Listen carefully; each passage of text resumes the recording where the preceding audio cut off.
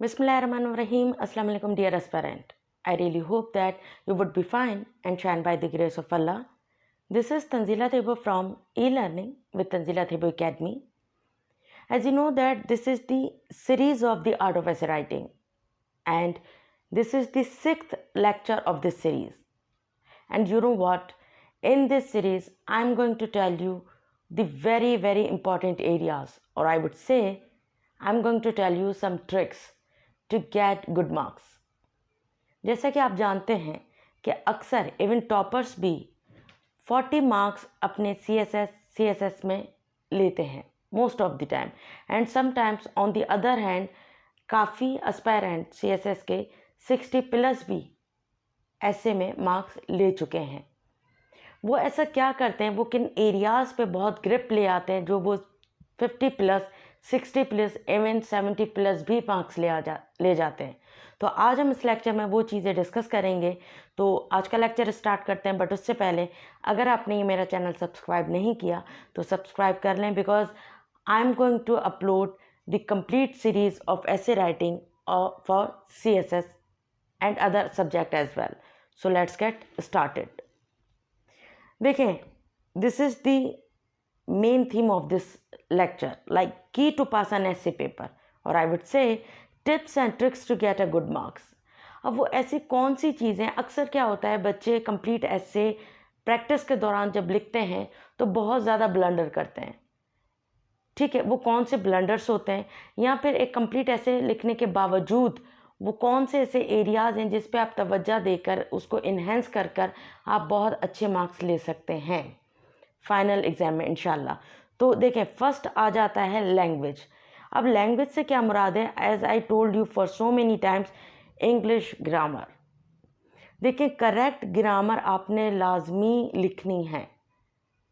I am not asking you to write a flowery language, correct grammar. देखिए यहाँ word use मैंने किया है करेक्ट ग्रामर.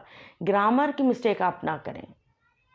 ठीक है, फॉर्मल पीस ऑफ राइटिंग, ये भी एक बहुत अहम चीज़ है जो अक्सर बच्चे मिस्टेक कर जाते हैं. कॉन्ट्रैक्शंस का यूज़ कर लेते हैं अपने राइटअप में, तो ये उनको पता भी नहीं होता they are making this mistake. जैसे डू नॉट का होता है डोंट, इज़ नॉट का होता है इजेंट, आर नॉट का होता है एरेंट, हैवेंट. तो इस टाइप की गलती आपने नहीं करनी है. फर्स्ट हो गया करेक्ट ग्रामर होनी चाहिए. ठीक है, वो मैं प्रीवियस लेक्चर में भी A to Z सब डिटेल में बता चुकी हूँ ग्रामर में क्या क्या आता है, राइट. फिर मीनिंगफुल फ्रेजेस, डेफिनेटली आपने ईडियम्स अपनी राइटअप में यूज़ करें, बट वो यूज़ करें जो according to the situation suit हो रहे हों. ठीक हो गया. फिर आप simple language, yes, keep it simple. As I have always told you that keep it simple. जितना आप सिंपल लिखेंगे, करेक्ट लिखेंगे, उतना आप मार्क्स स्कैन करेंगे. एंड में आ जाता है करेक्ट स्पेलिंग. ये कुछ ऐसी लैंग्वेज के एरियाज़ हैं जिस पे आपको वर्क करना चाहिए. पहला तो हो गया करेक्ट ग्रामर. ग्रामर में कोई मिस्टेक ना हो. अगर आपकी ग्रामर वीक है या थोड़ा सा आप समझते हैं कि CSS का लेवल नहीं है, तो मैंने अभी रिसेंटली ही एक अपना प्रोफेशनल इंग्लिश प्रोग्राम का कोचिंग स्टार्ट की है. अगर आप इंटरेस्टेड हैं तो आप उसमें भी एडमिशन ले सकते हैं. तो उसमें मैं आपको from basic to advance level पढ़ाती हूँ. उसमें A to Z जितनी भी CSS या PMS या जितने भी कम्पिटिटिव एग्ज़ाम होते हैं, इवन वन पेपर, जो रिक्वायर्ड लैंग्वेज होती है जिस लेवल की, और उन एरियाज़ पे फोकस मैं करवाती हूँ उस पूरे कोर्स में. ये वन टाइम लर्निंग है. अगर आपको वो पूरा कोर्स आप सीखते हो तो मार्क माई वर्ड्स, कभी भी आपको ना CSS के लिए ना ही किसी और एग्ज़ाम के लिए इंग्लिश के लिए परेशान होना पड़ेगा, right. So these are the areas to focus on, कि करेक्ट ग्रामर हो, फॉर्मल पीस ऑफ राइटिंग हो, आपने इनफॉर्मल नहीं लिखनी, और ईडियम ज़रूर यूज़ करें. ठीक है, एंड कीप इट सिंपल. आपने कोई फ्लावरी विकैब्स और ये चीज़ें ठीक है आती है आप तो वेल एंड गुड, बट एक होता है ना कि आप फ्लावरी लैंग्वेज बनाने के चक्कर में एस्पिरेंट क्या करते हैं, ग्रामेटिकल मिस्टेक कर जाते हैं, स्पेलिंग मिस्टेक कर जाते हैं. सो बी केयरफुल. इन चीज़ों पे आपने तवज्जो देनी है if you really want to get a good marks in essay, right. फिर हम बात करते हैं राइट अप्रोच एंड आउटलाइन. अच्छा, ये चीज़ बहुत इंपॉर्टेंट है. देखें, आपने टॉपिक पढ़ा, राइट. टॉपिक पढ़ने के बाद आपने उसकी आउटलाइन को अंडरस्टैंड करना है, उसकी थीम को अंडरस्टैंड करना है. Right outline is extremely essential part of an essay. ठीक है, आप जितना भी आपने अंदर अच्छा लिखा हुआ हो, बट अगर आपकी आउटलाइन करेक्ट नहीं है, आपकी अप्रोच करेक्ट नहीं है, आपने उस चीज़ को उस तरह हिट नहीं किया टॉपिक को, तो मार्क माय वर्ड्स, आपका ऐसे चेक होगा ही नहीं। As I told you in previous lecture कि outline is the door of your essay, I would say.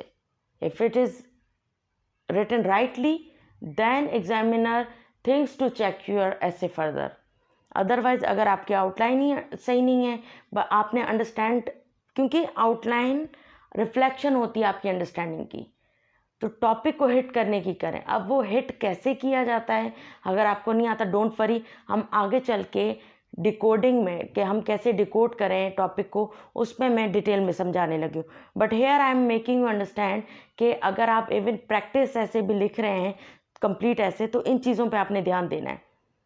ठीक हो गया। फिर understand the type of essay, it is extremely important. As I told you in previous lecture, type of essay का अगर आपने lecture नहीं देखा, so I really really want you to watch it, because अगर आपको अंडरस्टैंडिंग ही नहीं होगी टॉपिक ऑफ नेचर की, टाइप की, तो I don't think so that you will make a good outline. तो ये बड़ा इंपॉर्टेंट चीज़ है कि आपने अंडरस्टैंड करना है टाइप ऑफ नेचर, उसी के तहत आपने अपने आर्गूमेंट को, अपने आउटलाइन को प्रिपेयर करना होता है। Right, understand the topic fully. अब देखें होता क्या है कि अगर आपने टॉपिक को समझा है, उसके नेचर को समझा है, वो किस टाइप का है, then you will be able to make a catchy outline. Outline is very important, right. तो आपने ग्रामर पे फोकस करना है, ठीक है। इस ईडियम्स में आपने ईडियम ज़रूर लिखने हैं, फ्रेजल वर्ब लिखें, उसमें स्पेलिंग पे तवज्जो दें। इन तमाम चीज़ों पे तवज्जो देने के बाद आपने आउटलाइन पे बहुत काम करना है, because it is very very essential part of an essay. फिर हम आ जाते हैं जो हमारा थर्ड है, रिलेवेंट कंटेंट। ये बहुत इंपॉर्टेंट है। अब देखें होता क्या है, एज आई ऑलवेज से, कि इन दी एंड नॉलेज सबके पास होती है, but relevant knowledge, update knowledge is extremely important. आपकी जो इन्फॉर्मेशन होना अपडेट होनी चाहिए, जो फैक्ट्स एंड फिगर्स आप लिख रहे हो वो अपडेट होने चाहिए, राइट। उसके तमाम चीज़ें जो आप लिख रहे हो ना, सिर्फ बातें नहीं होती, we need to prove our stance, तो for that you need a updated information. ठीक है, तो आपने उस चीज़ को अपडेट रखना है, and must be to the point. अच्छा, ये बड़ी इंपॉर्टेंट चीज़ है कि जब भी आप अपनी आर्गूमेंट दे रहे हो या अपना स्टांस दे रहे हो, डेफिनेटली पूरे ऐसे में आपने अपना स्टांस ही प्रूफ करना होता है। जब भी आप पैराग्राफ लिख रहे हो तो मेक श्योर कि वो टू द पॉइंट हो, इधर उधर की बातें ना हो। सो मेक श्योर, राइट। और जो भी आप इन्फॉर्मेशन दे रहे हो वो टॉपिक से रिलेटेड ही हो, कोई एक्स्ट्रा फजूल की इन्फॉर्मेशन आपने नहीं देनी है। So stay relevant. ठीक हो गया। स्टांस मस्ट बी क्लियर, जैसे मैंने लास्ट प्रीवियस लेक्चर में भी मैं बार बार कहती हूँ, your stance must be clear in your write up. ऐसा ना हो कि एक पैराग्राफ एक दूसरा स्टांस आपका दे रहा है, सेकंड पैराग्राफ में आप बात ही दूसरे कर रहे हो, अपने ही अगेंस्ट जा रहे हो। सो मेक श्योर कि ऐसी मिस्टेक्स आप नहीं कर रहे हो। ठीक है। गुड रेफरेंसेस, अच्छा ये बड़ा इंपॉर्टेंट है कि आप जब रेफरेंस दे रहे हैं ना, सो आपने रेफरेंस एक वेल नोन चीज़ का देना है। जैसे कि मैं कहूँ, ये मैं आगे चल के नेक्स्ट जो लेक्चर्स होंगे उसमें मैं ट्रिक्स भी बताऊंगी कि गुड रेफरेंस आप बहुत बहुत इजीली कहाँ से ले सकते हैं, वो उसमें मैं कवर करूँगी। But here I am just making you understand that it is extremely important कि रिलेवेंट मटीरियल होना चाहिए, अपडेट होना चाहिए, वो टू द पॉइंट होना चाहिए आपका stance, and your stance must be clear, and you must have a good reference to give. ठीक है। And absence of biased approach, जैसे मैंने ये बार बार मैं इसलिए कहती हूँ क्योंकि अक्सर बच्चे लिखते हुए, अटैम्प्ट करते हुए ये चीज़ें भूल जाते हैं। सो मेक श्योर कि आप ये गलतियाँ ना करें। जो नहीं करते ना ये गलतियाँ, ट्रस्ट मी, जो ये चीज़ें फॉलो करते हैं अपने पूरे राइटअप में, दे गेट 70+ इन ऐसे। ठीक है। अक्सर ये होता है ना कि वो ऐसा क्या करते हैं जो ज़्यादा मार्क्स ले जाते हैं, वो ये करते हैं, वो इन चीज़ों को बड़ा फोकस तरीके से सीरियस लेते हैं, and they follow, they always try their level best to bring all this thing in their write up. So make sure कि ये चीज़ें आपके राइटअप में भी डेफिनेटली हों। ऑलराइट, एंड में हमारे पास आ जाता है, इस पर भी बड़ा आपने फोकस करना है कि फॉर्मेट, ऐसे स्ट्रक्चर जो हमने फर्स्ट लेक्चर में पढ़ा था कि ऐसे स्ट्रक्चर आपका कंप्लीट होना चाहिए if you really want to get a good marks in your essay. Outline definitely हो, आउटलाइन तो डेफिनेटली होनी चाहिए आपके ऐसे में। इंट्रोडक्शन बहुत अच्छे से लिखा, वो कैसे लिखते हैं वो हम आगे चल के इसको सीखेंगे। बट अभी हमारे जो मैंने आपको फर्स्ट स्टार्टिंग में ही बताया था इन लेक्चर्स के कि हमारे शुरू के जो लेक्चर्स हैं ऐसे के वो व्हाट पे डिवाइडेड है और जो अपकमिंग होंगे इंशाल्लाह वो हाउ पर है। तो इंट्रोडक्शन लिखते कैसे हैं वो हम बाद में सीखेंगे। Here I am just making you understand these are things essential to know, essential to understand that they play vital role in your write up. ठीक हो गया। आउटलाइन होना चाहिए डेफिनेटली, इंट्रोडक्शन होना चाहिए, बॉडी पैराग्राफ तो डेफिनेटली अच्छे से लिखे होने चाहिए। एंड जो मैंने ये एंड में दिया है ना फॉर्मेट स्ट्रक्चर, ये कंप्लीट होना चाहिए क्योंकि एग्जामिनर ये चीज़ें फोकस करते हैं। अब होता क्या है, due to lack of time, due to mismanagement, काफ़ी बच्चे आउटलाइन, इंट्रोडक्शन, बॉडी बहुत अच्छे से, बॉडी पैराग्राफ अच्छे से लिखाते हैं, एंड में वो कंक्लूजन नहीं लिखते तो मार्क्स फेल भी हो जाते हैं काफ़ी। ठीक है।